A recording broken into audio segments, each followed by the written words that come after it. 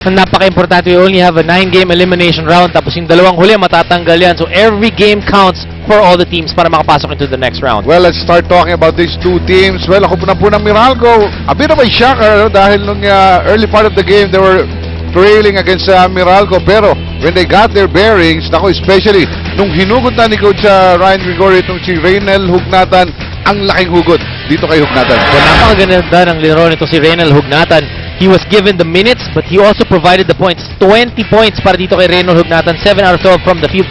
6 out of 7 yung kanyang free throws in 32 minutes of action. Tapos, yung bagong hairdo pa nitong si Reynel Hugnatan, pinapakita niya ala Mike Miller. At saka yung headband, ano? Yung bagong style na. Bagong style na yan. But it's not only Reynel Hugnatan na who delivered during that game against Petron. Maganda rin ang, I think, the maturity factor ng Chris Ross. Ibang klase na yung kanyang generalship dito sa kupunan ni Coach Ryan. Kapag dinigyan mo to si Chris Ross, yung transition niya ever since sa pagkawala nito si Sol Mercado, he took over and now he's really game in and game out. Pinapakita nitong si Chris Ross that he is the general. He scored 14 points and had 8 assists. Wala namang kaso yung assist nitong si Chris Ross, but the good thing about Chris Ross is every game nandun siya, hinahanap niya yung mga teammates niya.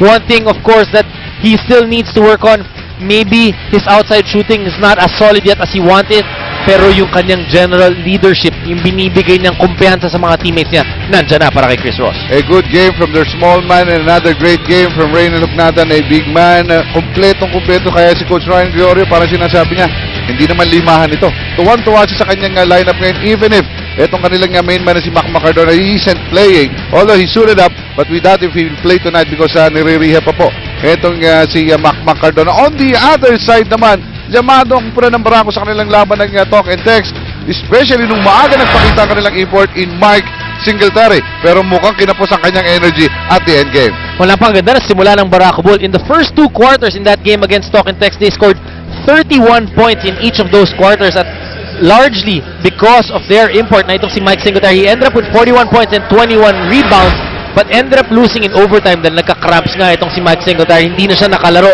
halos nitong overtime. So, a case of pacing para kay Mike Singletary. Let's see kung makakakuha ng unang panalo itong Barako Bulls. Well, Dominic, our companion at courtside, Risa Diaz, has a story on Mike Singletary.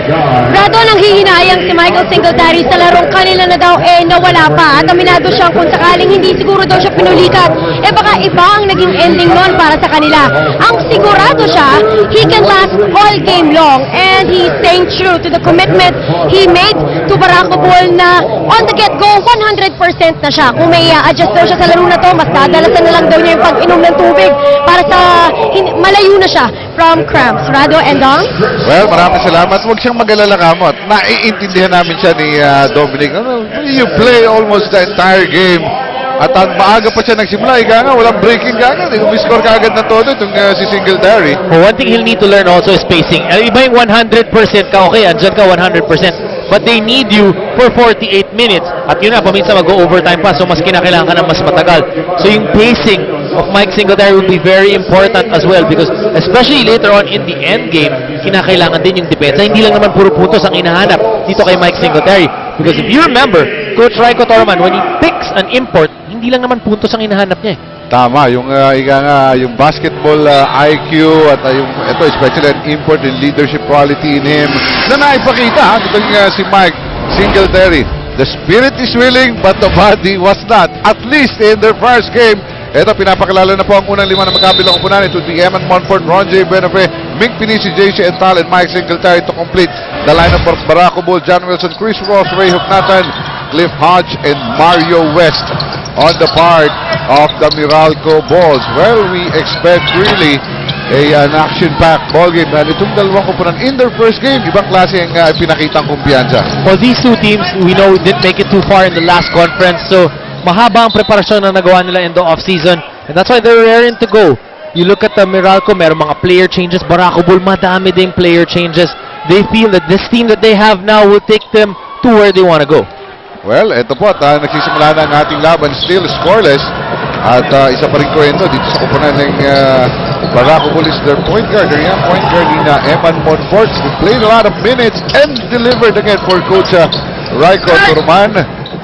Mukhang gustong-gusto talaga ni Coach Raiko Torman yung laro nitong si Eman Monfort, kasi if you remember, if I'm not mistaken, mga 4 games ang linaro niya last conference. At heavy minutes na yung linaro niya in those 4 games. So Coach Raiko Torman really using Eman Monfort at pinapakita naman niya, binibigay sa kanyang kumpiyansa ni Coach Raiko, pinapabor naman niya in terms of points and scoring and yung kanyang mga assist at pag-setup sa kanyang mga teammates. Well, also noticeable is Ron J. Buenafe is starting in this ball game. He got some few minutes in that game, pero hindi siya nag-init. He has scored a 3 in the later part of the game, pero it didn't matter that much. Samantala, Cliff Hodge in their first game against Petron Blaze Boosters, pero dito, itali the first 2 points of Meralco. Well, Cliff Hodge, one of the hardest working players here in the PBA. You expect him to come out better this conference because maganda ang unang conference na, yung second conference not as good as the first. So you expect him now that he worked on his game and to come out even better. You talk about confidence, a confident 3-point shot para dito kay Eman Monfort. Namitis pa ng kupunan ng Meralco. So possession is back with the red shirts. Mick Pinisi, another attempt from 3-point line. Hindi po pumasok yan.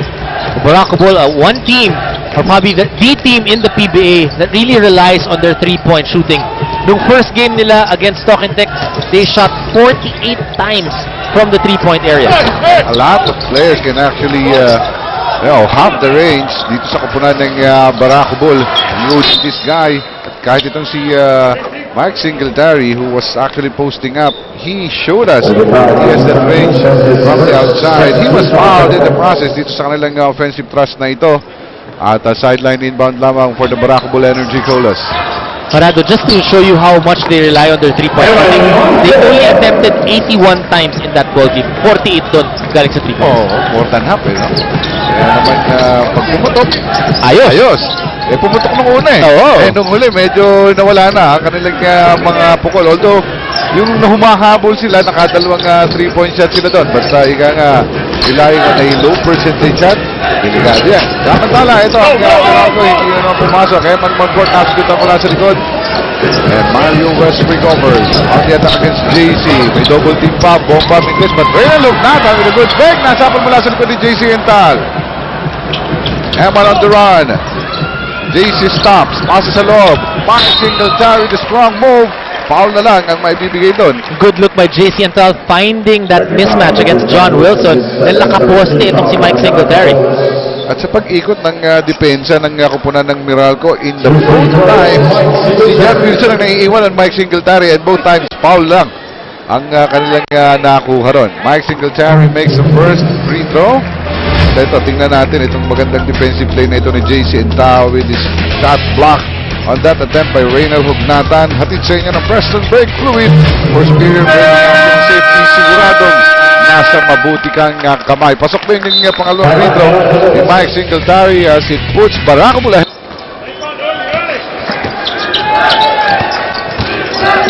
Nagbabalik po tayo dito Smart Araneta Coliseum and Barako Bull maagang rumatsada dito. Lamang agad sila ng 7 and Meralco is scoring only 2 points kaya pinasok na itong si Ray Guevara. No worries though because at least we cannot cast judgment as of yet dahil ganito rin simula na magkapin ng kupunan. Ang kupunan ng Meralco started slow against Petron at Barako naman maagang rumatsada against Stock and Tech. Pero baliktad ang naging resulta ng mga laro. Sumba na nandito ka ngayon. Parang yung Meralco hindi nagwo-worry, pero yung Barako para sila pa yung nagwo-worry kahit sila yung lamang dito. Can they sustain the momentum that they had early in the game? Well, napakaaga pa po ito. Halos wala pang 3 minuto ang ating nilalaro dito sa ating first quarter. At ang Barako, maagang kanilang ratsyada, courtesy of the combined efforts of Eman Monfort and Mike Singletary.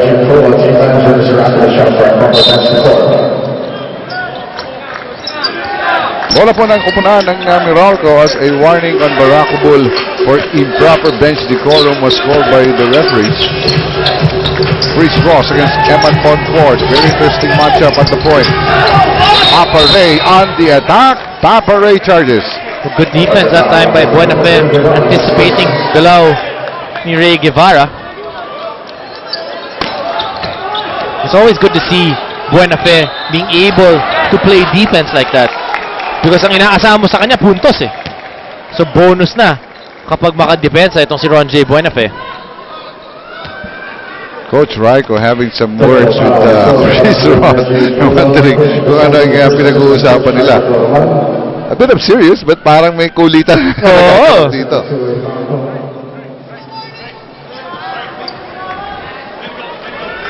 So a technical foul was called on Technical foul on Coach Raiko. Oh, Coach Raiko to naman. At si Papa Ray Guevara. Mukhang hindi nagustuhan ni Coach Raiko yung offensive foul. Tama ka na yan. No way na would a coach really be magustuhan yung kanyang offensive foul na naitawag sa kanyang player. Ito, kita mo patuloy yung paggit-git nitong si Chris Ross na Eman Monfort.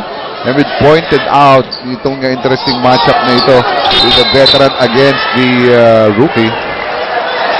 Because Chris Ross and Coach naman isn't complaining. Well, that time, nakakuha ng tawag si Eman Monfort.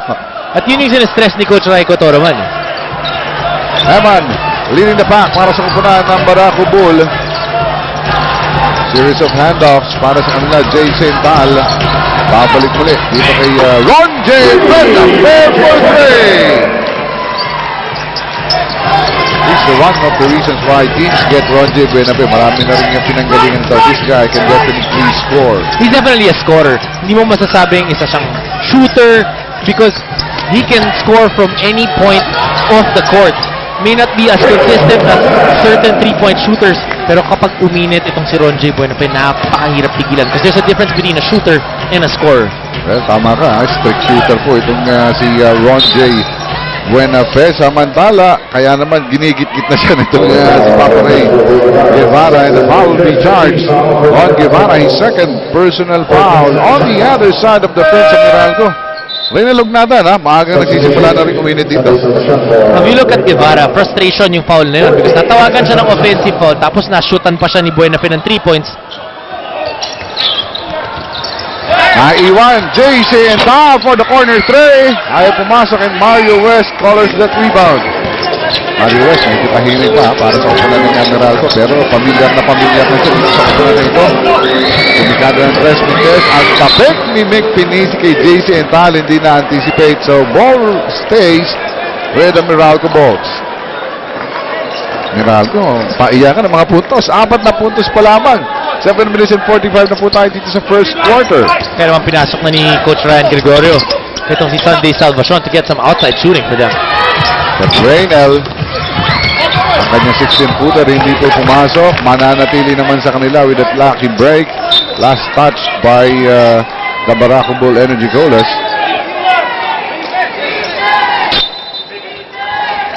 Is Coach Ryan worried? Hindi pa nakaupo pa.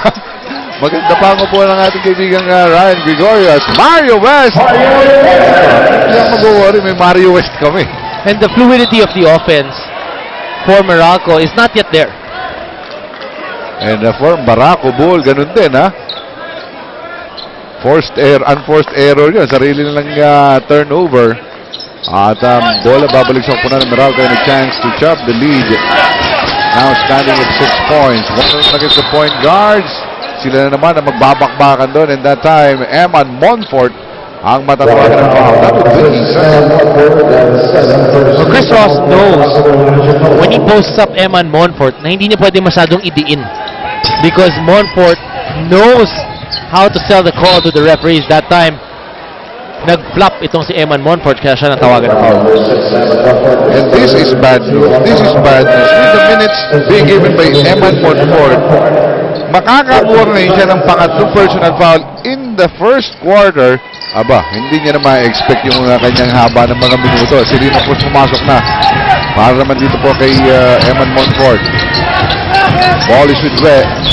He will attack! Turn around, pasok! Napakaliksi ng dalawa na yun ni Mario West going one side, and he feels now that he needs to take over in terms of scoring para makabalik itong kupunan niya. Grabe yung pagkawala doon itong si Mario West with that nifty move. Singletary from the outside. Mintes ang kanyang tira. Aatake na. Itong kupunan ng Meralco down by only 4. Mario West is asking for some motion. Instead, siya ang atake. Cliff Hodge is free! So the past 6 points of Meralco has been either by Mario West or initiated by Mario West. At napako na sa 12 ha. Itong kupunan ng Barako Bullets ay an 8-0 run. Mintis pa yung tira mula sa labas itong si Ron J. Benafe.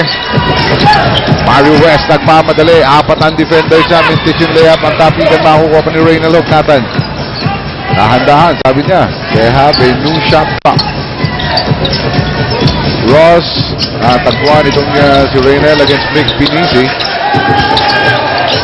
No movement at all. Pero sa labas, tukas si Chris Ross.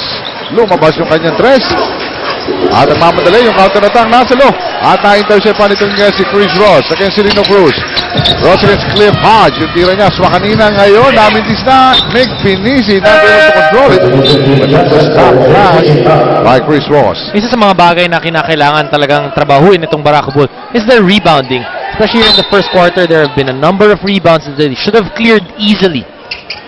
Well, ika nga, ang nakikita natin dito, mga individual talents pa, partner, ha? Not really yung team execution sa kanilang half-court.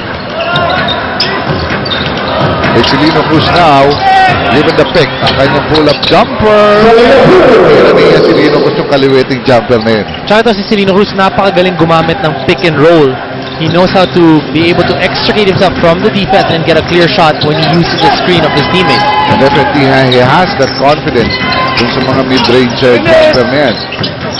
Cliff Hodge, using the pick, instead giving it up. Para dito kay Mario West. West. Laban dito kay Keith Jansen, and Jansen will be called for the first personal. Talk about a shifty move again, that time by Mario West. Iwanan ito si Keith Jansen. It's gonna be interesting. Sinong ilalagay ng Barako Bull on Mario West if Keith Jansen is not successful in trying to stop him.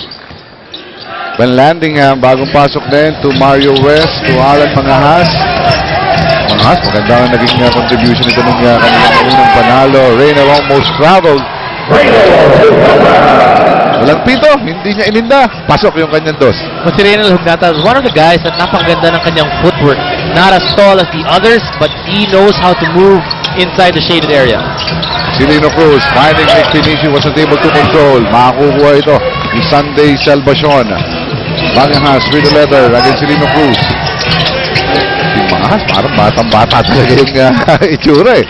Kahit yung kanyang pangatawan. Ito, he'll get the ball once again with 10 seconds to go. In the shot clock, they go to Mario West. 1-on-1 against Singletary. Sidestepping, boom! Magandang tingnan, pero hindi na kompleto. Hindi lang pumasok. But he likes going one way and then shifting to the other.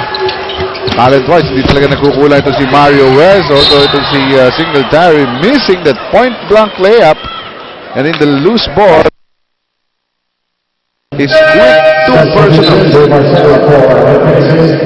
Kung ano yung init ng simula ni Mike Singletary in that first game, today, though he has 4 points, hindi dikit-dikit yung mga puntos niya. At hindi rin tayo nagugulat sa mga ganyan. Maraming na kasing tayong input na nakita na napagod dun sa kanilang unang laro. Nung mag-adjust naman, medyo parang sagat naman yung adjustment. Pigil talaga.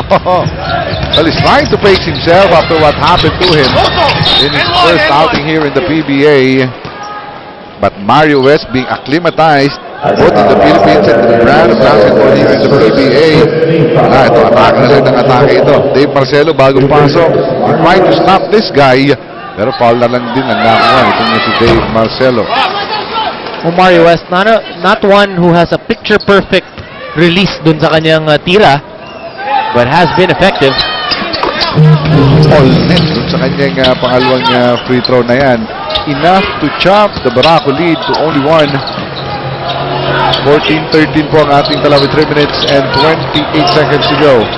In the first quarter, Keith Jensen. Hindi sila nagkaunawaan doon ni Silino Cruz. Papasok na siya eh. Yung kanyang paglabas niya at pagkuha ng pasa, nawala. Bola po ng Meralco Bucks. West once again trying to attack, but Singletary snatched that one. Diretso, Mintisyon, and Don Aliado in an effort to stop Mike Singletary gives up the foul. Nakita mo yung acceleration that time ni Mike Singletary. Even if he had the basketball, nauuna na sa kanya si Aliado ng 2 steps. Pero naunahan pa rin niya sa basket, Aliado forcing the foul. Well, nag-aalala na po ako po na ng Barako Bull. Maagang regions of the Meralco Bulls fans. Samantala, may kwentong muli ang ating kasamang Riza Diaz on Super Mario West. Rado, yan mismo ang pakiramdam ng mga kakampi ni Mario West. Ang sabi nga nila, talagang napakaswerte nila na kakampi nila to dahil wala daw tong alam na reklamo. Trabaho lang ng trabaho. At ang maganda daw dito, hindi siya nagpupumilit na maging superstar. He's just doing what he wants to do, or rather what he is tasked to do. And in the end, talaga namang nagsashine pa rin siya kahit nga hindi siya magpilit. Rado? Well, thank you, Riza, for that note. But partner, ito si Mario West, although dati na sa Meralco, is not the original choice dito sa Governor's Cup. But their import, the first choice, ay a bit taller than what is required. Kabuhok! Kaya si Mario West sa kanilang triple mo, and it could be another blessing in disguise for Meralco. You know, pinag-uusapan natin kanina, Rado, yung tournament format natin, di ba? 1 round lang, 9 games. So, mas lalong importante para dun sa mga imports na magpakita agad because you have limited time to be able to show your prowess, and the coaches are always assessing, kaya ba tayo dalhin itong import na to the next level? And when you talk about a second game in a 9-game elimination schedule, talagang mahalaga yan. Ang maganda lang sa Meralco, nakakuna na sila. Aliado ang kanilang mga puntos with an interesting detail on his uniform. Nakatali. Mukhang masyadong malaki yata yung uniform itong si Aliado. Hindi nakatali sa likod. Mike Singletary, it's time to attack. Para na kumpuna ng Barako at binalik niya sa tatlo ang kalamangan, 18-15. O Barako Bull, Rado, in the first quarter already with 7 turnovers. Yan, ang ganda problema din natin itong kanilang unang laban. Ang kanilang mga turnovers. That's why dito, 2 minutes and 4 seconds to go. Nakauna yung Barako. Meralco, ang dami ng turnovers. Sila naman ang tumikada. Barako naman ang nabulig sa turnovers. Well, Barako Bull, you know, they have 7 turnovers and they're still up. They're still up now by 2 points. But that could have been a much bigger lead if they did not turn that ball over. Dahil pati yung mga turnover nila, it was unforced. Correct. Meron isang nawawala pa nagdi-dribble sa backcourt. So, ika nga, ito ay not really a sight to see when you are a coach. Turnovers are being committed by your players. Yan yung mga hindi nagpapatulog sa'yo. Yung mga turnover na ganyan. Kailangan ko ba ituro yun? Huwag naman, mga unforced errors. Samantala, Josh Van Laningham, libre sa 3. Pasok ang kanyang unang 3 puntos sa ating laro. At tinapya sa kalamangan ng Barako down to only 1.5 minutes to go here in the first quarter. Pasok ni Roger Yap, nawala yung bola. Mukhang nasundot sa mata. Itong si Don Aliado at maiiwanan siya. But Sunday Salvacion, mintis din ang kanyang tira mula sa 3. So 2 wide open shots by Meralco that time from the same spot. Yung una, napasok nila yung pangalawa, mintis. Ron J had one from the 3-point line earlier. Dave Marcel was there for good measure. Dave Marcelo getting a little bit more minutes this conference from Coach Raiko Toroman. Mario West will once again attack.